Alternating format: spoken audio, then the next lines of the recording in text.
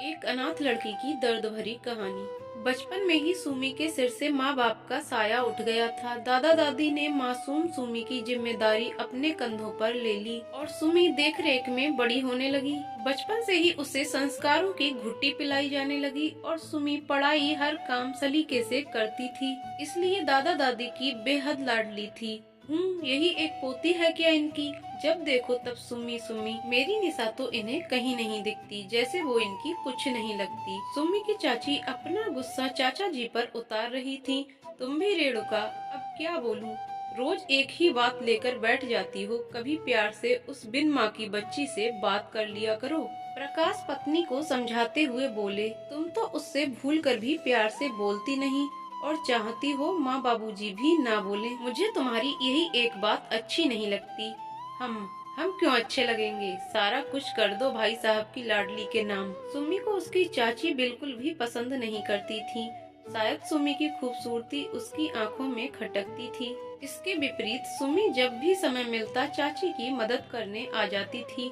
चाची की बड़ी बेटी निशा सुम्मी की हम उम्र थी, पर चाची ने उसके मन में भी सुम्मी के लिए जहर भर रखा था। यही कारण था वो भी सुम्मी से जलती थी। निशा की आदत थी जो सुमी को मिले वही उसे भी चाहिए। उसने दादाजी को सुमी को पैसे देते देखा तो तुरंत माँ के पास भागी। माँ कहाँ हो? क्या हुआ? क्यों चिल्लाकर घर सिर पर उठाई हो? माँ, दादी माँ ने सुमी को नई ड्रेस के लिए 500 रुपए दिए, मुझे भी चाहिए। अभी पिछले महीने तो तूने नए कपड़े खरीदे थे, फिर क्यों नए चाहिए? ये माँ बाबूजी जानबूझकर मेरी बेटी के साथ सौतेले व्यवहार करते हैं। तू रुक, मैं बात करती हूँ। बाबूजी, इस घर में मेरे भी बच्चे रहते हैं, पर शायद आपको दिखाई नहीं देते। क्या हुआ बहू? दीनानाथ बोले। क्यों अनजान बनते हो बाबूजी? इस घर में और भी बच्चे हैं, उनके बारे में भी सोच लिया कीजिए। सुमी को किस बात के लिए पैसे दिए हैं आपने? बहू, मैंने सुमी के लिए लड़का देखा है और वो लोग 1-2 दिन में उसे देखने आने वाले हैं। पुराने कपड़े पहनेगी तो लड़के वाले क्या कहेंगे? सुमी की शादी उसके दादाजी ने अपने मित्र के पोते से तय कर दी। लो कर लो बात, इतना बड़ा कांड रच लिया और मुझे जानकारी ही नहीं। क्यों माँ जी? प्रकाश ने कहा, वो तुम्हें बता देगा। क्या उसने नहीं बताया तुम्हें? हमें लगा तुम्हें सारी जानकारी होगी। सब समझ में आ रहा है मुझे। मेरे खिलाफ हमेशा ही षड्यंत्र रचे जाते हैं। रेणुका बड़बड़ाते हुए चली गई। 2 दिन बाद सुरेंद्र कुमार अपने बेटे बहू और पोते आकाश के साथ सुमी को देखने आ गए। दीनानाथ जी घर में कोई कलह नहीं चाहते थे, तो खाने पीने की व्यवस्था करने के लिए हलवाई बुला लिया था। ये देख रेणुका बहुत खुश हो गई और अच्छी होने का दिखावा करती रही। आपकी पोती तो हमें पसंद आ गई दीना, अब फैसला मेरे बच्चों के हाथ में है। सुमी के चेहरे पर शर्म की लाली छा गई। आकाश के माता पिता बोले, हमें सुमी पसंद है। अंकल जी बच्चों को अकेले बात कर लेने देते हैं, वो एक दूसरे के बारे में क्या सोचते हैं। दोनों को अंदर कमरे में भेज दिया जाता है। थोड़ी देर में ही आकाश वापस आ गया और अपनी माँ के कान में धीरे से कुछ कहकर चुप बैठ गया। सुरेंद्र, क्या बात है? आकाश, क्या तुम्हें सुमी पसंद नहीं? आकाश की माँ सुरभि बोली, नहीं नहीं अंकल जी, हमें ये रिश्ता मंजूर है। सुरभि मुस्कुराते हुए बोली, सुमी बेटा, आप क्या चाहते हो? सुमी को भी आकाश पसंद आया, वो हाँ कर देती है। दोनों में फोन पर बातचीत शुरू हो गई थी। सुमी मन ही मन तो आकाश को चाहने लगी थी। आकाश भी सुमी से बहुत प्यार करने लगा था। सुमी के लिए इतना सुंदर घर और बर देखकर सुमी की खुशियाँ चाची और निशा को अखरने लगी। चाची अब इस कोशिश में थी, काश सुमी की जगह निशा आकाश की शादी हो जाए। सगाई की तैयारी शुरू हो गई थी। आकाश शॉपिंग के लिए सुमी को साथ ले जाना चाहता था, मगर चाची ने जबरन निशा को साथ भेजा ताकि वो मिल ना पाए। बहू, तुम्हारे दिमाग में क्या चल रहा है? आकाश और सुमी के साथ निशा का जाना जरूरी था क्या? हाँ जरूरी था माँ जी, दोनों जवान हैं, कुछ ऊंच नीच हो गई तो उसका भुगतान तो मुझे और मेरी बेटियों को भुगतना पड़ेगा। आप लोगों की जिंदगी कितने दिन की है? दीनानाथ और कामिनी चुप बैठ गए। रेणुका को जल्दी समझ आ गया कि आकाश की माँ सुरभि की आकाश की शादी को लेकर आशंकाएं तो बहुत हैं, पर ससुर की बात का मान तो रखना ही था। ये सोचकर वो शादी के लिए राजी हो गई थी। रेणुका को मौका मिल गया। आकाश की माँ के लालच को परख उन्होंने अपना दांव खेल दिया कि अगर निशा और आकाश की शादी होती है तो मनचाहा दहेज देंगी। शादी के ठीक 2 दिन पहले सुरभि ने आकर नई मांगे सामने रख दी। ये क्या कह रही हो बेटा? सुरेंद्र से मैं बात करता हूँ, उसे तो सब पता है। फिर ये अचानक? पिताजी क्या करेंगे? आकाश मेरा बेटा है, मेरे भी कुछ सपने हैं, आपको मंजूर हो तो ठीक है, नहीं तो अभी 2 दिन हैं, आप सोच लीजिए। सुरभि की मांगों को पूरा करने में दादाजी सक्षम नहीं थे। वो हताशा से सुरभि को जाता देखते रहे। सुमी से दादा दादी की लाचारी देखी न गई। वो शादी के लिए मना कर देती है। सुरभि, ये मैं क्या सुन रहा हूँ? तुम दीना अंकल को दहेज की लंबी चौड़ी लिस्ट थमा आई, वो भी विवाह से 2 दिन पहले। तुम पागल तो नहीं हो? क्यों, इसमें गलत क्या है? आकाश मेरा भी बेटा है, मेरे भी कुछ अरमान है और ये मेरा हक है। आपको नहीं पसंद तो फिर मेरी जिद सुन लीजिए। अगर ये सब लिए बिना सुमी यहाँ आई तो मैं घर छोड़कर चली जाऊंगी। माँ की जिद सुनकर आकाश भी जिद पर अड़ गया। फिर मेरी भी जिद है कि मेरी जीवन संगिनी सुमी बनेगी, नहीं तो मैं जीवन भर शादी नहीं करूँगा। माँ, ये आप भी सुन लो, मुझे सोने की गुड़िया नहीं चाहिए। सुमी ने आकाश का फोन रिसीव करना बंद कर दिया। रेणुका ने सुरभि से आकाश और निशा के रिश्ते को आगे बढ़ाने का प्रलोभन दे दिया, जिसे सुरभि ने स्वीकार कर लिया। घर में निशा की शादी की तैयारियां होने लगी। सुमी की बेचैनी देखकर दादा दादी की आंखों से आंसू बहने लगे। कामिनी, क्या सोचा था और क्या हो गया? मेरी फूल सी बच्ची के जीवन में इतना दर्द क्यों लिख दिया भगवान? सच्चा प्यार, त्याग और समर्पण चाहता है। सुमी ने सबकी खुशी को ध्यान में रखते हुए अपना सारा दर्द दिल में छुपा लिया। पर आकाश ने विद्रोह करते हुए शादी के लिए मना कर दिया। प्रकाश भी मन ही मन चाहते थे कि कैसे भी सुमी का घर बस जाए। उन्होंने रेणुका को भ्रम में रखते हुए सुरेंद्र कुमार और उनके बेटे सुरेश से सुमी और आकाश के रिश्ते को आगे बढ़ाने की फरियाद करने लगे। देखिए, मैं जानता हूँ सुरभि भाभी के मन में दहेज का विष रेणुका नहीं भरा है, पर कलह कलेश के कारण चुप रह गया। मैं सुमी को जानता हूँ, वो घुट घुट कर मर जाएगी, पर अपना दर्द किसी को नहीं दिखाएगी। वो निशा की शादी की तैयारी करती है तो करती रहे, पर सुमी के प्रति मेरी भी कुछ जिम्मेदारी है।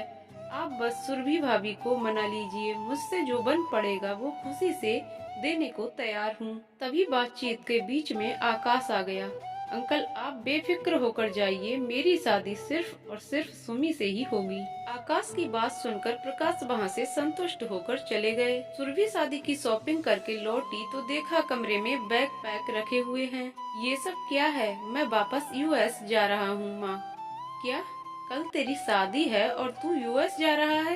तेरा दिमाग तो खराब नहीं हो गया क्या? और आप सभी चुप बैठे तमाशा देख रहे हो।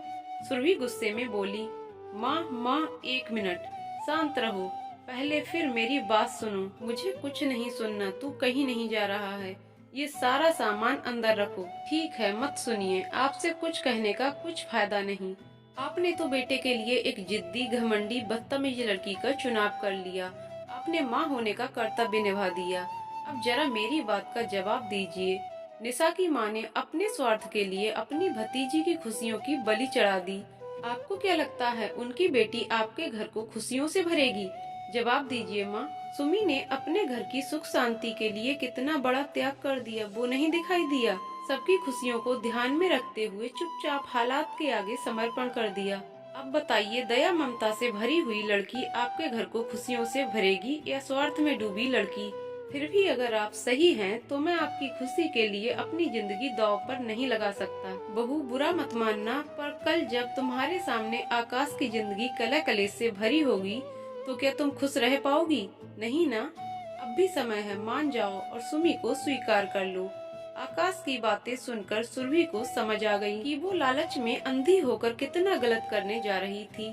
जो लड़की बहन का हक छीनकर खुश होती है, वो मेरा घर क्या संभालेगी? मुझे माफ कर दीजिए बाबूजी, पर अब क्या बहू? मैं रेणुका जी को मना कैसे करूं? सुरभि बोली। तुम हाँ कर दो, बाकी प्रकाश जी देख लेंगे। बस पहले से किसी से कोई बात नहीं करना, सुरेश ने कहा तो सुरभि ने गर्दन हिलाकर स्वीकृति दे दी। नियत समय पर बारात द्वार पर पहुंच गई। बारात की आवाज सुनकर सुमी भागकर अपने कमरे में चली गई और रोने लगी। सामने की मेज पर रखा शादी का जोड़ा उसे मुंह चिढ़ा रहा था। सुमी। प्रकाश की आवाज सुनकर सुमी ने जल्दी से आंसू पोंछ लिए। जी चाचा जी, अभी आई। सुमी उठकर बाहर निकल रही थी कि चाचा कमरे में आ गए। तू तैयार नहीं हुई अभी तक? साथ में आई लड़कियों से, सुनो, जल्दी से इसे तैयार करके नीचे लेकर आओ, और ये रखा है शादी का जोड़ा। पर चाचा जी, तू चिंता मत कर सुमी, तेरी चाची को अच्छे से समझा दिया है, अब सब ठीक है। चल जल्दी से तैयार हो जा, आकाश इंतजार कर रहा है। प्रकाश मुस्कुराते हुए बोले तो सुमी शर्मा गई। प्रकाश मुस्कुराते हुए चले गए। सुमी और आकाश की शादी हो गई और सुमी विदा हो गई। दीनानाथ और कामिनी सुमी का घर बस जाने से बहुत खुश थे।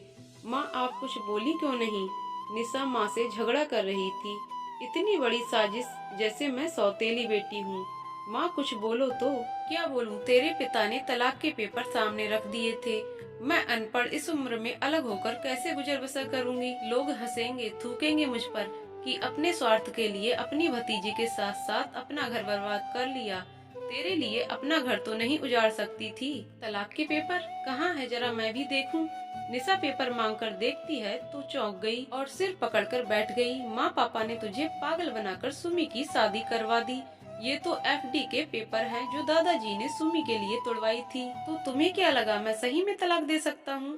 प्रकाश अंदर आते हुए बोले, मैं तुम लोगों जैसा स्वार्थी नहीं हूँ जो अपनी खुशी के लिए किसी की खुशियाँ छीन लूं। रेणुका, तुम्हारे कारण मैं कभी उस बच्ची को गोद में उठाकर प्यार नहीं कर पाया, क्योंकि मैं ऐसा करता तो तुम कलह करती और उसके साथ साथ माँ बाबूजी का जीना मुश्किल कर देती।